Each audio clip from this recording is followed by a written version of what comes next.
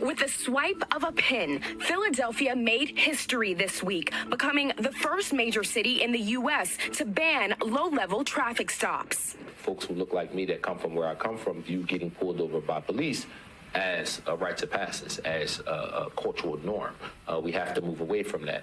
The man behind the bill is City Council member Isaiah Thomas. What we're trying to do is rectify generations of damage that's been perpetuated in a lot of communities of color all across the country. Under the new driving equality law, police can no longer pull drivers over for an expired inspection sticker, a broken brake light, or minor bumper damage.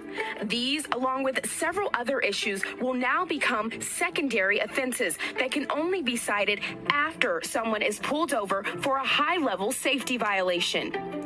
Advocates say the change will cut down on racial profiling and free up police to focus on more serious crimes. Violent crime and traffic stops are not correlated. Car accidents and these low-level motor vehicle stops are not correlated. It is, frankly, a waste of police resources to have armed officers enforcing these minor infractions of the motor vehicle code. Paula Sin is an attorney with the Defenders Association of Philadelphia. Her office analyzed data from 2018 to 2019 and found that while 43% of Philadelphians are black drivers accounted for 72% of all motor vehicle stops. It is no wonder that those interactions sometimes go bad. People feel harassed.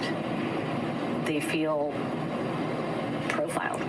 And in fact, what we're seeing is that that's the story the numbers are telling us. The new law comes as cries for police reform have grown louder in recent years, and in the wake of high-profile police killings of black people, including Dante Wright, who was pulled over for an expired inspection sticker in Minnesota, and Walter Scott, who police stopped for a broken taillight in South Carolina.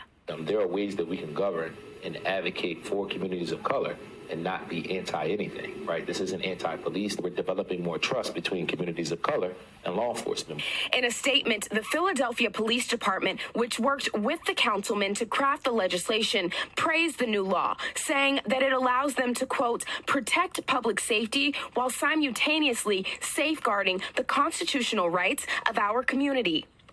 The head of the police union, however, slammed the law, calling it, quote, terrible, adding, we simply ask the public to follow all local laws, which are written to keep everyone safe.